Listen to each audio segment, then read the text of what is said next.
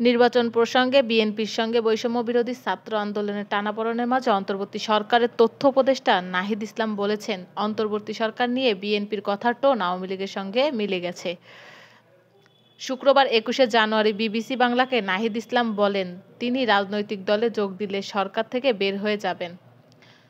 বিএনপির মহাসচিব ফখরুল ইসলাম আলমগীরের নিরপেক্ষ সরকারের দাবিতে আরেকটা ১/১১ সরকার গঠনের ইঙ্গিত হিসেবে বৃহস্পতিবার ফেসবুকে পোস্টে উল্লেখ করেন নাহিদ ইসলাম।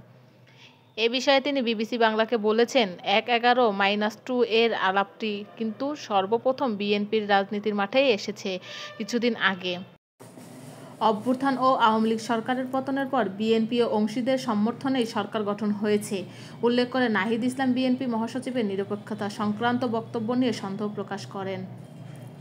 এই সরকারের অস্থিতিশীল করতে বা সরাতে দেশি-বিদেশি চক্রান্তর পাশাপাশি আওয়ামী লীগের সাম্প্রতিক অবস্থানের সঙ্গেও মির্জা ফখরুলের ওই বক্তব্যের সাদৃশ্য দেখেছেন বলে উল্লেখ করেন তিনি।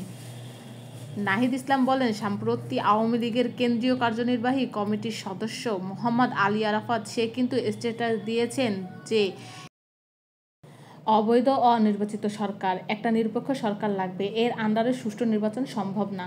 সুতরাং একই টোনে আমরা যখন কথা বলতে দেখেছি, এটা কিন্তু সন্দেহ তৈরি করে।